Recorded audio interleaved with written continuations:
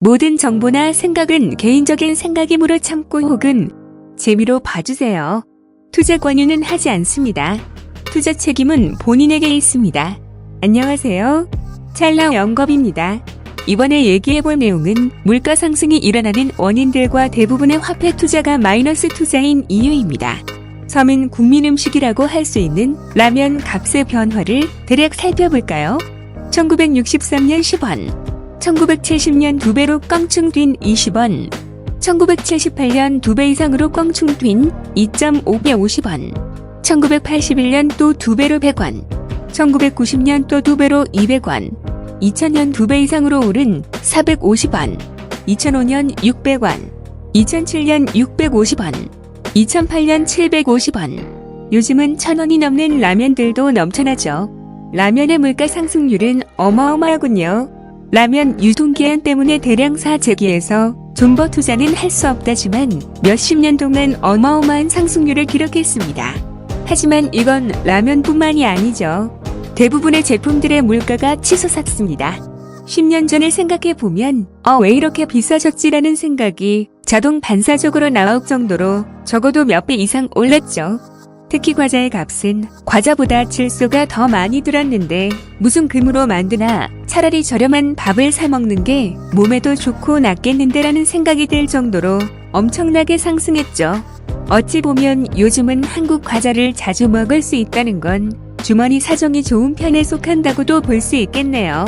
월급은 조금씩 오르는데 물건의 값어치는 계속해서 상승해오고 있는 것입니다. 왜 그럴까요? 결론은 그 나라의 화폐의 가치가 하락하기 때문입니다. 화폐의 가치가 하락을 하니 물건의 값어치는 당연히 높아질 수밖에 없죠. 그러한 화폐를 개인들은 은행이나 지갑에 가지고 있으니 당연히 자신의 돈은 계속해서 감소하는 마법이 일어나는 것이죠. 그렇다면 왜 화폐는 가치가 하락하고 있을까요? 그것은 그 나라가 화폐를 계속 찍어내고 있기 때문입니다. 화폐를 찍어내고 있다고요라고 경제에 관심을 안 가지고 계시던 분들은 놀라실 수도 있겠죠.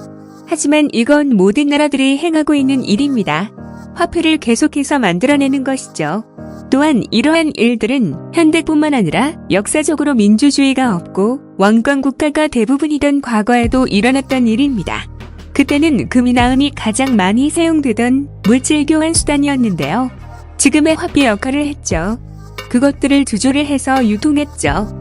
조선시대에선 국가에서 조선통보, 십전통보, 상평통보 등을 주조해서 국가공인 화폐로 유통을 했었는데요. 우리가 흔히 떠올리는 엽전 형식의 가운데가 뚫린 형태의 동전을 생각하시면 되겠습니다. 하지만 편법을 써서 금이나 은의 성분을 떨어뜨린 악화가 판을 찼죠. 화폐에 사용되는 주요 성분인 희귀금속의 수량은 당연히 적었기 때문에 계속 돈을 만들기엔 한계가 있었고, 그렇기 때문에 약삭빠르게 머리가 돌아가던 어떤 사람에 의해 한 개의 화폐에 들어가는 희귀금속의 성분을 줄이면 더 많이 만들 수 있겠다는 발상에서 어느 순간부터 이러한 화폐가 어마어마하게 유통됩니다. 당연히 다른 사람들이 바보만 있는 게 아니기에 이러한 악화들의 가치는 낮아지게 되고 더 가치가 있는 양화들은 사재기를 해서 존버하는 일들이 일어나죠. 그 유명한 그레샴의 법칙의 악화가 양화를 구축한다라는 말이 여기서 나옵니다. 구축한다의 구축은 구축함 같은 게 아니라 내쫓는다는 한자 뜻입니다. 결국 역사적으로 이러한 인플레이션이 일어나는 화폐들은 망하거나 하는 등 대부분 끝이 좋지 않았죠. 다시 현재로 돌아와서 이렇듯 현재 대부분의 국가들은 계속해서 돈을 찍어내고 있습니다. 과거와는 다르게 이젠 희귀금속들을 넣지도 않죠. 단지 국가공인이란 장점만 있는 종이 쪼가리에 지나지 않은 거품이 잔뜩 낀 화폐일 따름이죠. 물론 국가공인이란 점은 매우 좋은 장점입니다. 국가공인이란 게 깡패이긴 하죠. 그렇기에 계속 사용되는 것이고요. 하지만 화폐의 양들은 시간의 지남에 따라서 계속해서 증가하는데 화폐가 감소하는 법은 없죠. 왜 그러냐고요? 어느 누가 손해를 감수하고 내 돈 다 소각할 거야 하고 돈을 소각하겠습니까?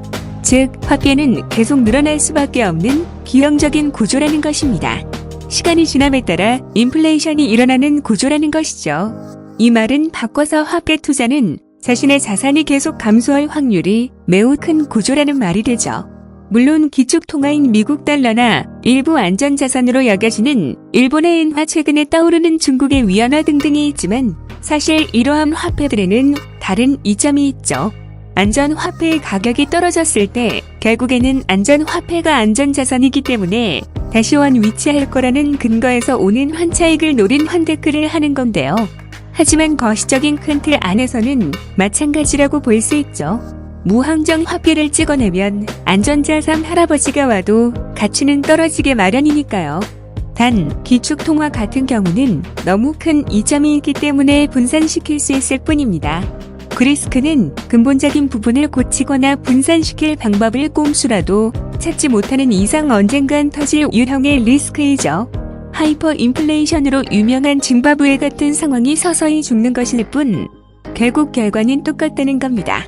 과전화라면은 유통기한이 있는 음식이고 상하기 때문에 오랫동안 가지고 있는 투자를 할 수는 없다지만 그렇기에 오랫동안 투자할 수 있는 금이나 은 혹은 땅이나 건물 같은 한정된 부동산 투자들이 있는 것이겠죠. 그리고 이러한 투자가 장기적으로 상승할 가능성이 매우 큰 투자처가 되는 것이고요. 물론 예전에 얘기했던 금 28년 존버해서 본전이라고 했던 일에서 알 수 있듯이 무엇이든 절대란 없습니다. 그만큼 투자 시기가 매우 중요한 것이죠. 세상 대부분의 투자처들은 거품이 끼고 꺼지는 게 세상 만물의 자연 법칙이기 때문에 아무리 안전자산이라고 알려진 상품이라 하더라도 거품이 꺼졌을 때 신중하게 들어가야 합니다. 거품이 껴있을 때 들어갔을 때는 짧게 들어갔다 추세가 밑으로 뚫리면 양lik절이라도 하고 나오는 게 현명하죠.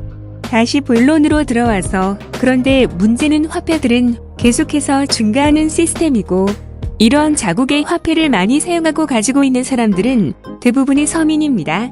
부자들은 대부분 부동산이나 주식 등으로 재산이 형성되어 있죠. 똑똑한 사람들이 돈 버는 세상이죠. 재테크는 부자가 아닌 이상 어느새 선택이 아닌 필수가 돼버렸습니다. 물론 부자분들도 대부분 재테크를 할 테지만 말이죠. 비트코인도 이런 여러 투자처들과 마찬가지입니다. 투자할 시기가 중요하죠. 하지만 정답은 없습니다.